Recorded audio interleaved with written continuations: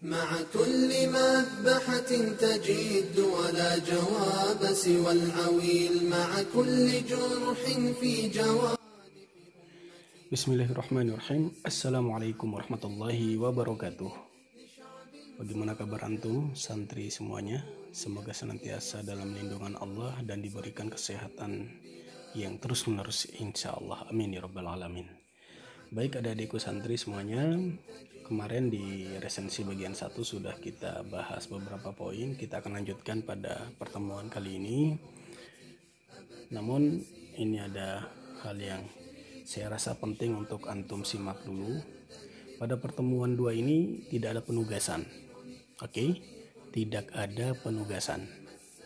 Jadi antum cukup melalui 2 kegiatan ini saja. Yang pertama adalah menyaksikan kembali pembelajaran yang lalu sebelum masuk ke pembelajaran yang baru.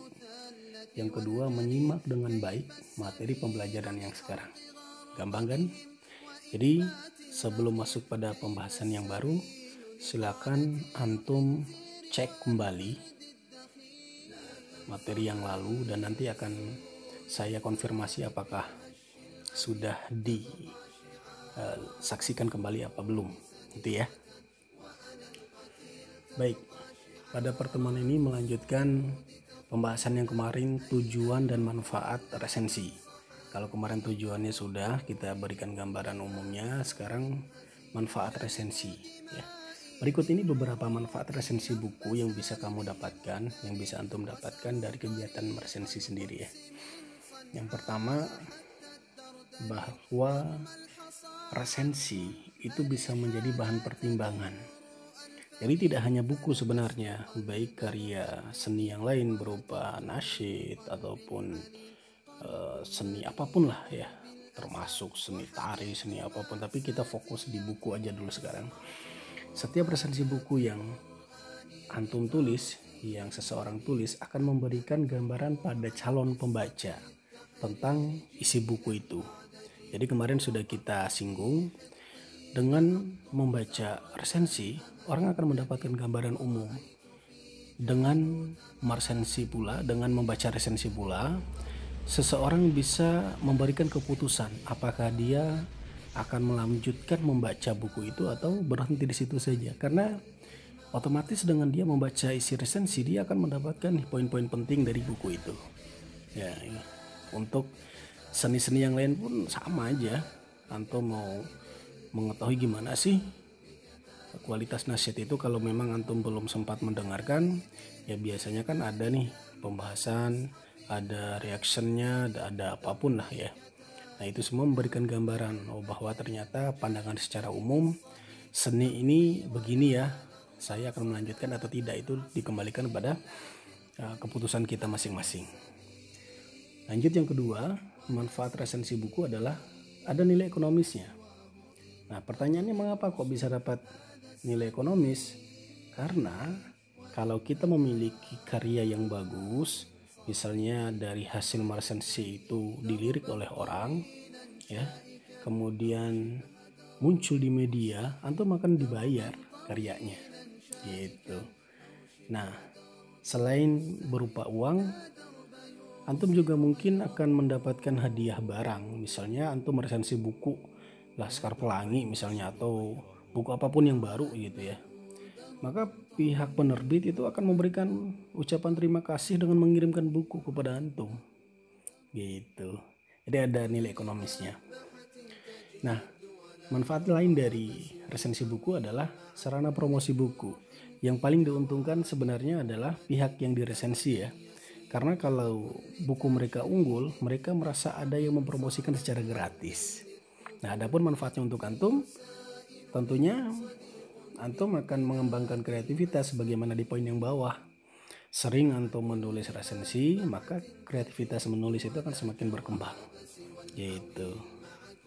Baik, itu di antara manfaat resensi yang bisa didapatkan. Selanjutnya, ini masih belum berubah, tadi saya udah edit tapi tidak ke save. Unsur dan sistematika resensi ya, bukan puisi. Afwan, tadi saya salah ketik. Unsur dan sistematika resensi, bukan puisi. Nah, ada 7 ada 7 unsur dan sistematika puisi.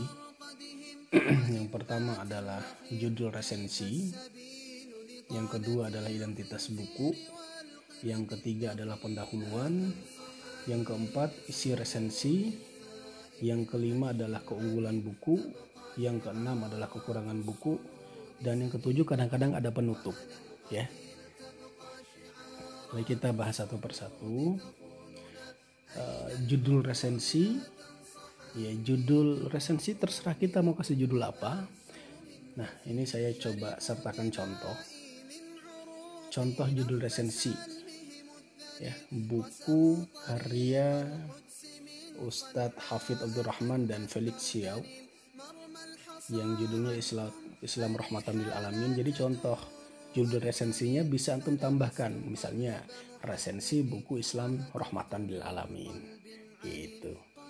Nah, adapun contoh identitas buku di bawahnya coba antum perhatikan, karena tadi bagian yang kedua adalah identitas buku, ya. Nah, ini contohnya. Judul buku, nah, Islam Rahmatan lil Alamin. Penulisnya si fulan-fulan, visualnya seperti itu. Ada yang ngatur lah, ya. Penerbitnya seperti apa? Misalnya Arafah Publishing atau apalah. Nah, di sini ada Al-Fatih Press, ya.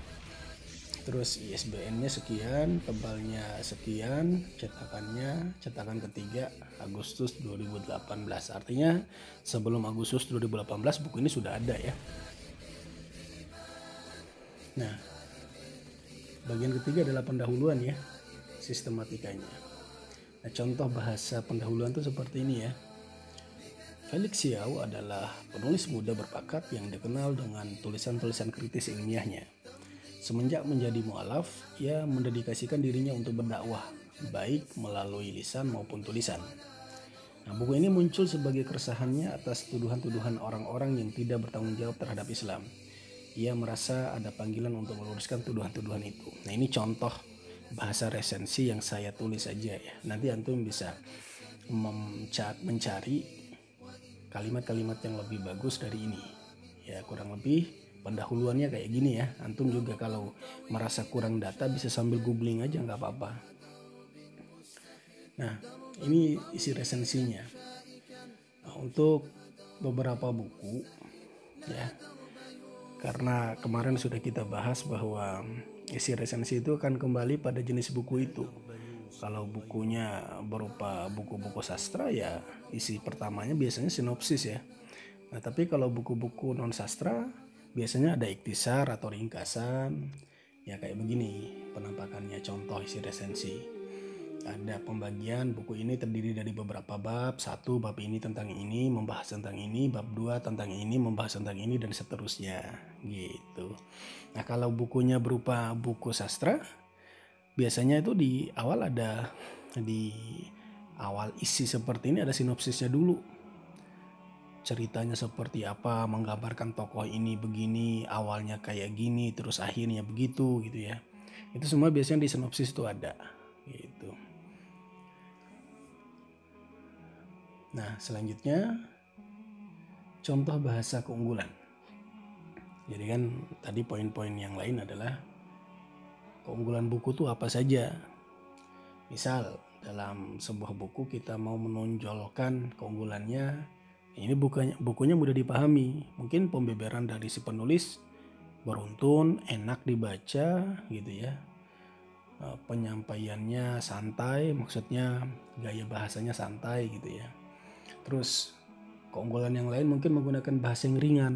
Maksudnya kan ada beberapa buku yang bahasanya itu terlalu berat. Jadi oleh sebagian pembaca itu dianggap sebagai sesuatu yang tidak terlalu menyenangkan.